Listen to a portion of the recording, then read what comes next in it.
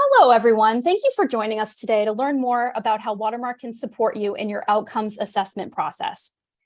Let me start by introducing myself. My name is Nicole Arsenault, and I'm an account executive here at Watermark. I'm based in Maine, and I've been in the higher education space for over 20 years. I'm joined today by my colleague, Hunter Simmons. Hunter, would you like to say hello? Yes, thanks so much. My name's Hunter Simmons. I'm a solution engineer. That's our product expert role here at Watermark. Like many folks at Watermark, I have a background in higher education, having worked in student housing for about 15 years before joining Watermark this past fall, and I'm based in Indianapolis, Indiana. Great. Thank you so much, Hunter. Let's talk a little bit about what we're here for today. Here at Watermark, our mission is to give you the insights you need to improve, evolve, and empower student success.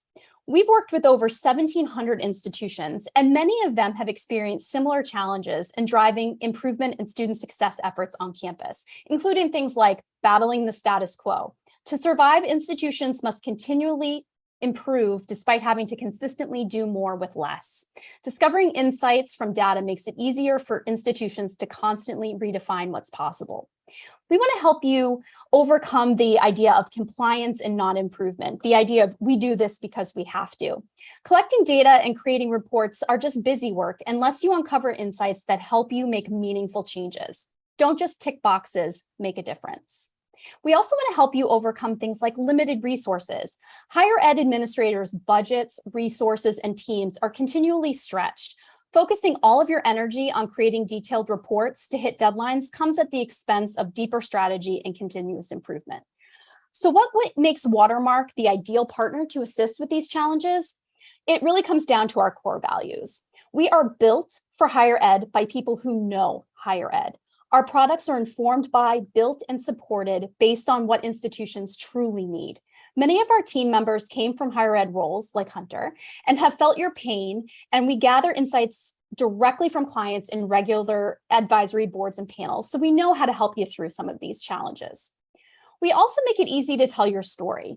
Institutions are doing amazing things, but it's not always easy to uncover those details. Watermark products create a hub of insights, not just data, to help inform decisions and showcase key results, and help you uncover new opportunities for improvement. And when you use the data to drive collaboration, you'll know where to focus and what your students and faculty need so that you can move faster to better outcomes. And ultimately, we want to help you empower a better future. We help our clients see bigger possibilities and answer their most challenging questions. By simplifying data collection and reporting, we help institutions stay competitive and viable for generations to come. We exist to help our clients bring their best to their students. To give you context on the Watermark ecosystem, I wanted to show you this graphic of all of the different solutions we offer to support you in many of your campus processes. Things like assessment planning and accreditation, faculty activity reporting, catalog and curriculum management, course evaluations and surveys, and student engagement and retention. Today, however, we're going to take a closer look at how Watermark can support you in applying indirect measures to outcomes assessment using our planning and self-study and course evaluation solutions. But first, let's talk a little bit about our planning and self-study solution. It offers a streamlined and intuitive system for gathering, comprehending, reflecting, and acting on assessment and other programmatic data. You can leverage integrations with other Watermark products and campus systems like Canvas to reduce redundant tasks, achieve stronger faculty engagement, and foster productive, action-oriented discussions about continuous improvement. Planning and self-study is a hub of your assessment activities that can stand quite nicely on its own, but becomes more powerful when you leverage these other connections, including our deep integration with Canvas and our course evaluations and surveys functionality. For now, I'm going to turn it over to Hunter to walk us through applying direct and indirect measures of assessment to outcomes. Hunter? Yes, thanks so much. And it will be just a moment as I share my screen. And we'll be working within the assessment planning portion of planning and self-study. I am logged in as a individual to contribute to our assessment plan for the 2019-2020 academic year, specifically in the early childhood education program. Within planning and self-study, we will have put in all of our learning outcomes, and we will have mapped those learning outcomes and success outcomes to our departmental, college, as well as institutional goals and outcomes. In this cycle, we are going to be evaluating our adaptive engagement learning outcome. And what planning and self-study allows us to do is to collect data on individual measures, which then can be aggregated together to be able to view our overall institutional success, both at meeting this specific learning outcome within a given program, but also looking towards our overall institutional effectiveness. For our integrations, we have built a number of integrations, including those with Canvas, to make your data collection even easier. And so we have identified several key measures for this learning outcome, including this lesson plan assignment. When I click into this measure details, we'll see all of the steps of the assessment process are completed on the same screen. And so first we have defined our measure, including the course where it is attached, setting our target, our description, and we have the ability to include file attachments as well, this being summary data that we may want to have available before we are looking at our individual measure. We've also built a couple of different ways to be able to collect our results, and we hear time and time again from clients that they spend so much of their time trying to collect their data that they're not left with enough time to be able to use and analyze that data. Planning and self-study has a number of features, including the ability to upload files to have available within context. We can also enter in counts of students who have met or have not met criteria, and we can also send emails to faculty members to collect scores directly from the faculty by sending them a link to a secure roster. Of course, that information sounds very similar to information that is contained within your learning management system. And as Canvas users, we are very proud of the connection that we have built with Canvas. And so we are able to align results from another system. And this work can be done by individual faculty members, but it can also be done by assessment professionals who are able to source their information directly from Canvas. So the faculty grade their assignments within Canvas and their work is done. And the assessment team is able to go in and source the information from Canvas. We authorize access to Canvas and select next. And here we are able to select from the list of courses that exist. In this case, we're looking at Education 110. And we have one assignment in there that we are pulling the gradebook score from. And according to our threshold that we've set, we've identified that a score of 3 or higher on this assignment will be marked as met. I'll then press Align, and Planning and Self-Study will make a call to the Canvas gradebook and identify all of the students that have met that measure and the students that have not met it. And in this case, we can see 100% of our students have met that measure.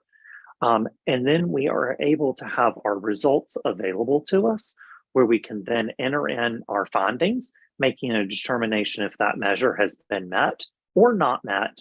And then we can also add any action items. For any action items that we add, perhaps a community partnership, we have this place to add a description of the type of community partnership envisioned, as well as a recommended due date. And we even have an optional budget request feature that can include the budget requested, as well as a budget description. All of these action items will be recorded on this individual measure. If there were past results, we would be able to see the past results of this measure in context. And all of our suggested measures are available for reporting so that we can ensure we're not only collecting data, completing our findings, but then we are able to use that information to close the loop in our assessment process. We'll press Save and Close, and we will follow that same process on additional measures. And that will include course evaluations. Nicole, you want to tell folks a little bit about our course evaluations and survey solution? Yes, absolutely. I'd love to. Let me go ahead and show us a bit of information here. As Hunter said, one of our great connections within planning and self-study is our connection with our course evaluations and survey solution. And a little bit of background, a little bit of information about this solution is that our course evaluations and survey solution provides institutions with a turnkey all-in-one evaluation and institutional survey functionality. It helps you quickly convert feedback and results from student surveys into actionable next steps, which we know is very important. It's not enough just to collect the data. We want you to be able to analyze it and create action from it. A couple of the highlights of this integration is our deep integration with your LMS, specifically Canvas. We want to make sure that we can minimize IT requirements and drive high response rates. We also want to help automate reporting to faculty and administrators. There are extensive pre-configured reports and intuitive report generators as well. And as we're going to be demonstrated here in just a moment, we want to use results as indirect measures in planning and self-study. And Hunter, I know that you're going to show us how that all works. Absolutely. To make the connection with our course evaluations and surveys platform, we will log into an administrator account. And so we have our course evaluation feedback as one of our measures on this same learning outcome. And we'll then click measure details and be brought to the screen that shows us what the information that we are looking for. Again, it will show us that we are looking at fundamentals of education, and it will also show our target that students will provide a positive or neutral response to questions 1, 2, and 5 from the end of term course evaluation.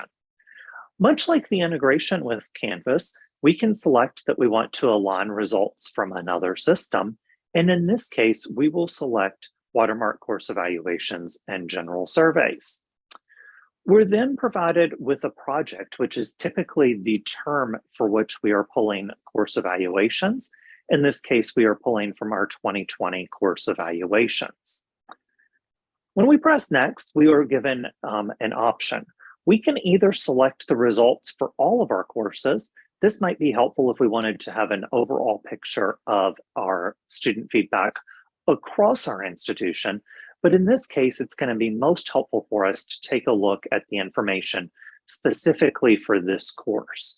Here, you will be able to search for your courses. In this case, it is an education course. And I know that this is my early childhood education course. I'm going to select the 3 sections of this course that were taught and then press next. I'm given the option of selecting the different questions that I want to bring in. And I know from the target that we set that I want to bring in question 1, question 2, and question 5. I'll press next again, and I will be given the opportunity to select the thresholds of met. And because we wanted positive or neutral responses, I will interpret that to mean strongly agree, and neutral are our met thresholds for our first 2 questions. And our third question is a yes or no question as to whether or not the course would be recommended to a friend. And we will select yes as the met threshold for that question. We'll then press align and we'll see a graphic letting us know that our results are on the way, and we'll receive an email when they're ready to view. Because course evaluations and surveys is querying what may be an enormous number of responses when we are looking at a course evaluation across the institution, we want to provide a good user experience to you, so you will receive an email when those results are imported. Because in this case, we're only taking a look at 3 class sections, we should have our results available now. And you can see, much like with the Canvas integration, the questions are brought in along with the graphical and numerical representation of our student feedback from those courses. We can then complete the same findings section that we completed before. Unfortunately, in this case, it does look like we came in a bit below the thresholds that we had set.